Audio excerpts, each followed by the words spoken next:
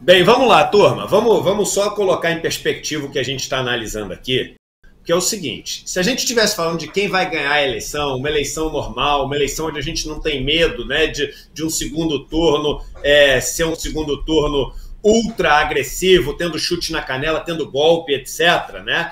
Não tinha nem muita emoção a história. Não tinha nem muita emoção. Porque, veja bem, a gente está parecendo aquelas corridas de Fórmula 1, onde o Galvão Bueno pegava, o cara estava uma volta na frente do segundo colocado, ele ficava tentando manter a audiência e ficava, não, agora olha só, o pneu saiu uma fumaça, atenção, será que ele veio diminuir um segundo? E a gente fica tentando botar emoção para chamar a audiência. Mas, teoricamente, isso era um jogo praticamente dado. A gente está falando de duas figuras absolutamente conhecidas, figuras que quase 100%, e os números mostram, 100% da população conhecem Bolsonaro e Lula, e a gente está falando de uma diferença no primeiro turno de 18%, né, 17%, eu acho que agora 17% ou 18%, no segundo turno 20%.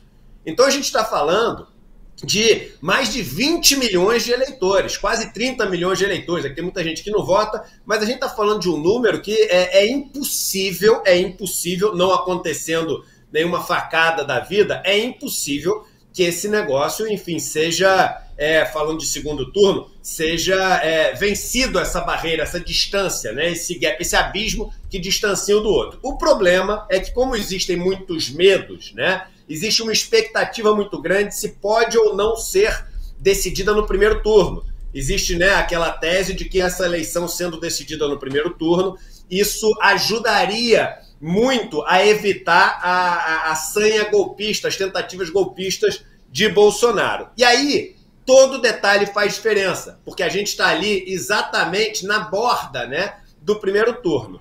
E muitas coisas podem ser lidas nessa pesquisa. A tentativa de Bolsonaro é jogar a eleição para o segundo turno. E o que ele fez? Primeiro, essa compra de votos, né, ela visa principalmente os estratos mais pobres, as camadas mais pobres da população brasileira. E a pesquisa mostra que sim, ele teve uma melhora nessas camadas mais pobres da população brasileira. Um ponto que a gente não fala muito e se comunica com o que o Lindenberg acabou de falar, o auxílio emergencial, ele deveria ter também um recorte de gênero. Por quê? Porque entre as pessoas mais pobres é a mulher que comanda o orçamento ali familiar. Então, esse auxílio emergencial deveria ter tido um impacto maior entre as mulheres. E, ao que parece, teve, sim, um impacto maior. Esse negócio das mulheres não é só a Michelle.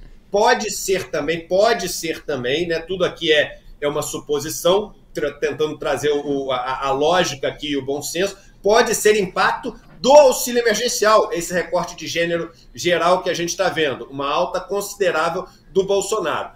Entre os evangélicos, a gente vê uma melhora, e aí, novamente, quando a gente vê estatística, a gente tem que tomar um monte de cuidado para não confundir causa e efeito. Pode ser porque os evangélicos, eles têm uma renda média menor do que outros segmentos da sociedade. Então, você pode ter uma melhora por conta do auxílio que aparece nos evangélicos, e a gente acha que a melhora dos evangélicos está por causa da Marcha de Jesus. A gente confunde as causas.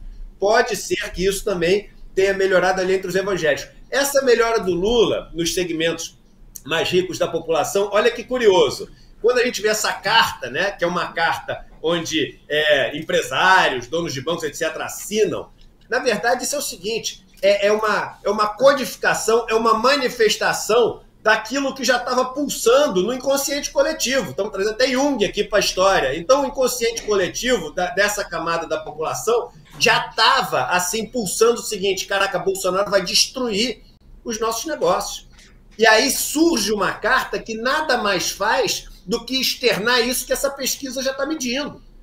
Essa pesquisa não é que mudou por causa da carta, é o contrário, é a carta porque esse inconsciente coletivo mudou. Entendeu? Essa pulsão, né, essa percepção das pessoas das camadas mais ricas mudou também. Então você tem muitas mudanças, mas veja bem, né, Bolsonaro não tem muito o que comemorar, porque normalmente quando os formadores de opinião começam a ficar favoráveis a alguém, né, essas pessoas que têm os meios de comunicação, que são as donas das empresas, que são os gerentes, né, dos negócios, essas pessoas têm um impacto muito grande nas pessoas que ficam, né, ali, vamos dizer assim, na hierarquia capitalista abaixo delas.